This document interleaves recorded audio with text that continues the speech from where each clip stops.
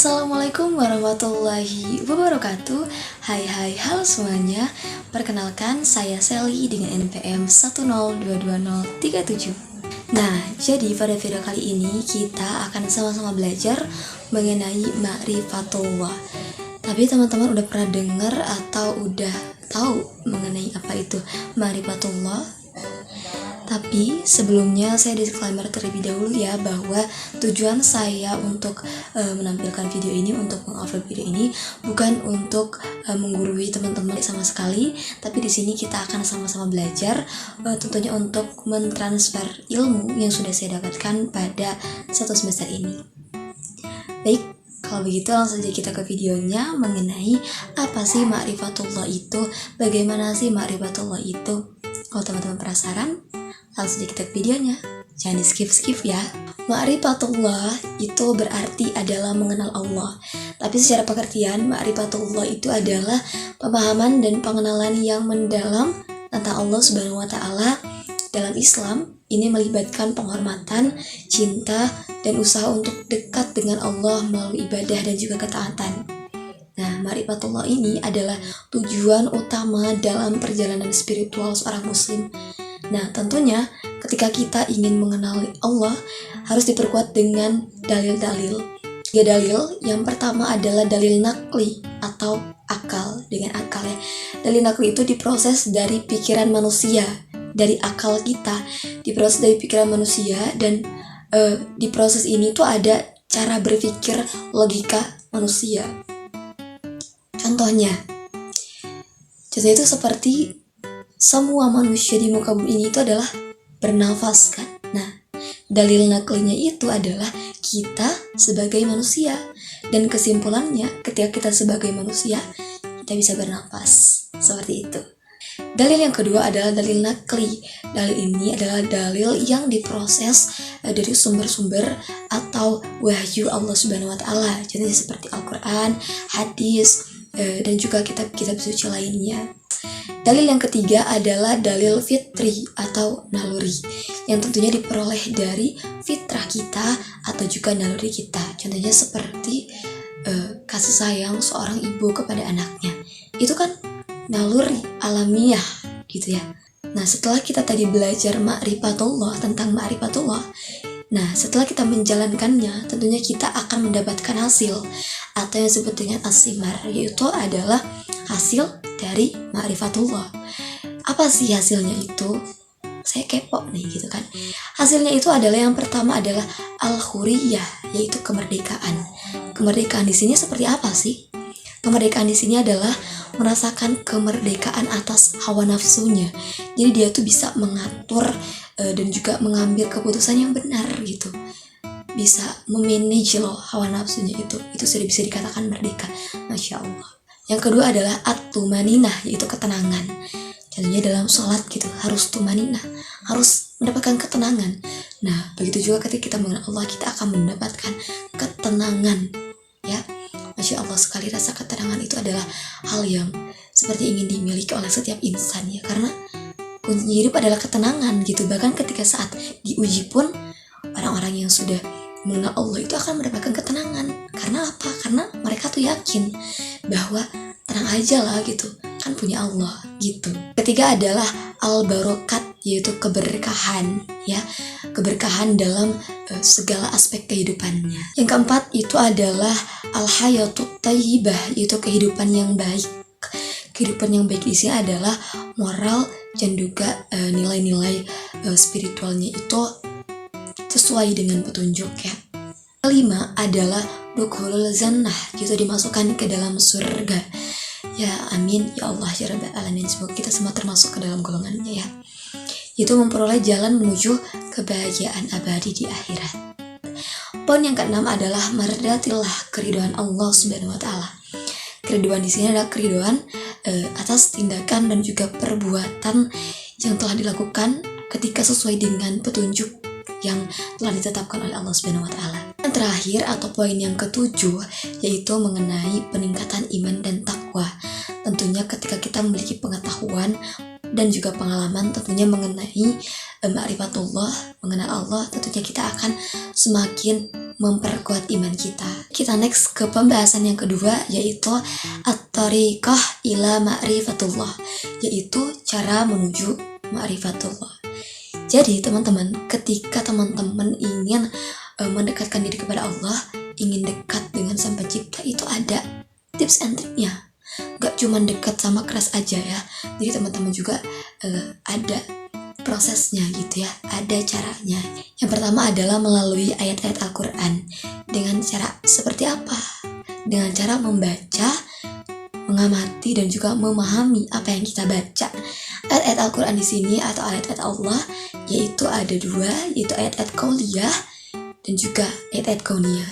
Kita bahas satu persatu dulu, yaitu yang pertama adalah ayat qauliyah atau firman Allah.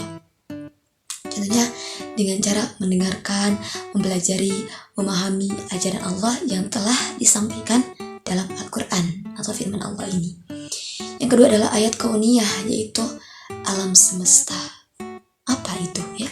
Jadi itu dengan cara mengamati dan juga merenungi kebesaran Allah Subhanahu wa Ta'ala. Dua adalah melalui metode Islam, yaitu dengan menggunakan akal dan akal, seperti mengikuti ajaran agama seperti puasa, sholat, zakat, dan lain sebagainya yang telah diajarkan. Tiga itu adalah melalui metode selain Islam atau dengan hawa nafsu. Mungkin teman-teman baru dengar atau sudah tahu. Saya perjelas lagi bahwa melalui metode ini kita menghindari jalan yang hanya mengandalkan hawa nafsu tanpa pendekatan atau pendalaman agama. Nah, ketika tadi kita sudah ada rasa ingin jauh lebih mengenal Allah, terus kita sudah tahu step-stepnya, itu pasti ada yang namanya penghalang atau tantangan gitu ya.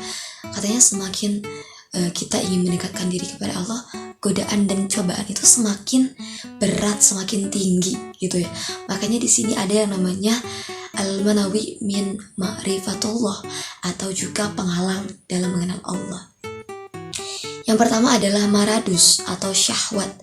Syahwat yang keinginannya itu lebih besar hawa nafsu yang berlebih dan juga tidak terkontrol. Yang kedua ada al-fisku atau kefasikan. Kefasikan di sini adalah melakukan dosa secara terang-terangan. Yang ketiga adalah al-kibru atau kesombongan. Dia merasa bahwa dirinya lebih baik, lebih tinggi daripada orang lain. Naudzubillah min dzalik ya. Yang keempat yaitu adalah az-zulmu atau kezaliman. Kezaliman itu melakukan perilaku yang tidak adil terhadap orang lain. Lima adalah al-kizbu, yaitu kedustaan. Kedustaan di sini adalah berbohong, berdusta, ingkar gitu ya. Yang keenam adalah katsarul ma'asik, yaitu banyak berbuat maksiat, melakukan perbuatan yang bertentangan dengan agama. Poin yang ketujuh adalah maradu asyubah, yaitu terpengaruhi oleh keraguan-raguan. Poin yang kedelapan adalah al-zahlu, kebodohan atau kejahilan, dimana ini tuh kurangnya pemahaman dan juga pengetahuan terhadap agama. Poin yang kesembilan adalah al-irtiyab atau keraguan-raguan. Ini sama dengan poin yang ketujuh ya, merasa ragu, merasa bimbang, seperti itu. Poin yang ke-10 adalah al-ihraf atau penyimpangan. Penyimpangan di sini adalah menjauh dari ajaran agama, atau yang lebih parahnya lagi adalah mengubahnya. Yang terakhir atau penghalang yang terakhir itu adalah al-ghafilah atau kelalaian. Kelalaian di sini adalah kelupaan atau rasa lupa yang bahkan acuh terhadap kewajibannya terhadap agamanya. Yang selanjutnya adalah mengenai dalil ala wuzurillah atau bukti keberadaannya Allah Subhanahu wa Ta'ala. Ada beberapa dalil ya. Pertama adalah dalil fitrah. Dalil fitrah itu adalah dalil yang lahir dari asal manusia itu sendiri. Contohnya seperti bahwa kita itu yakin melalui naluri bahwa mengakui keberadaan Allah Subhanahu wa Ta'ala. Yang kedua adalah dibuktikan dengan dalil indrawati, dalil yang dapat dinikmati, dilihat, dirasa, disentuh oleh indra. Contohnya seperti apa? Contohnya seperti yang nyata, yang kita rasakan, yang kita lihat itu alam semesta, dapat kita rasakan, yang dapat kita ambil manfaatnya, keindahannya, manfaatnya. Keindahannya ini bisa saya rasakan, contohnya seperti langitnya, senjanya. Saya suka sekali, Masya Allah, dan hal-hal lain yang tidak bisa saya sebutkan satu persatu. Masya Allah, tabarakallah. Ketiga adalah dalil rasional, rasio, secara akal. dan dapat dianalisa juga secara sebab akibatnya. Contohnya seperti apa? Adalah seperti bukti adanya alam semesta ini dapat terjadi karena ada penciptanya, yakni Allah Subhanahu wa taala. Dalil yang keempat adalah dalil nas, yaitu berdasarkan kepada nas-nas, yaitu merupakan petunjuk langsung dari ajaran agama seperti kitab-kitab suci. Yang terakhir adalah dalil sejarah, dalil yang diambil dari peristiwa yang telah berlalu atau berlaku di atas muka bumi ini. Karena kebesaran Allah ini ada dalam sejarah dan telah terjadi. Nah, teman-teman, ini adalah poin yang terakhir mengenai tauhid. Mungkin sudah tidak asing teman-teman semua mengenai tauhid atau keyakinan kita kepada keesaan Allah, yakni bahwa Allah adalah satu-satunya Tuhan yang Maha Esa dan tiada Tuhan selain Allah Subhanahu wa taala. 4 macam ya teman-teman. Yang pertama adalah tauhid rububiyah, yaitu mentauhidkan Allah dalam kejadian-kejadian yang hanya dilakukan oleh Allah Subhanahu wa taala, menyatakan dengan tegas Allah adalah pencipta semua makhluk. Contohnya seperti Kholikon, yaitu keesaan Allah sebagai sang pencipta. Yang kedua ada Rozikon, keesaan Allah sebagai pemberi rezeki. Ikan, yaitu keesaan Allah sebagai pemilik alam semesta. Jenis tauhid yang kedua adalah tauhid mulkiyah, yaitu mengesahkan Allah sebagai satu-satunya perlindung, pemimpin, dan juga pemerintah. Pelindung atau pemimpin itu disebut waliyah, sedangkan pembuat hukuman yaitu adalah hakiman. Hukuman di sini adalah tertera pada Injil, Taurat, Zabur, dan juga Al-Quran. Dan yang ketiga adalah pemerintah atau amiran, tentunya yang sesuai dengan perintah yang telah diperintahkan oleh Allah Subhanahu wa taala. Jenis tauhid yang ketiga adalah goyatan, yaitu adalah yang diutus manusia yang harus menjadikan Allah sebagai satu-satunya yang dituju, yang hak untuk disembah dalam setiap langkah dan hembusan nafas. Jenis tauhid yang keempat atau yang terakhir itu adalah mahan mabuzat atau Tuhan yang disembah hanya Allah satu-satunya yang wajib disembah dan diibadahi.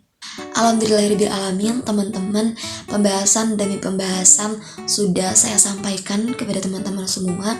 Sekali lagi saya mohon maaf apabila terdapat kata-kata atau pengucapan yang terdapat kesalahan. Teman-teman bisa koreksi atau bisa sama-sama belajar untuk kedepannya. Pada pembelajaran kita kali ini teman-teman tidak gampang puas, karena supaya teman-teman bisa mencari referensi dari sumber-sumber lainnya. Baik, itu saja yang dapat saya sampaikan. Terima kasih atas waktu dan perhatiannya. Semoga teman-teman semua kita dapat menarik kesimpulannya untuk diterapkan ke dalam kehidupan sehari-hari kita. Saya Selisa Fitri, terima kasih. Wassalamualaikum warahmatullahi wabarakatuh.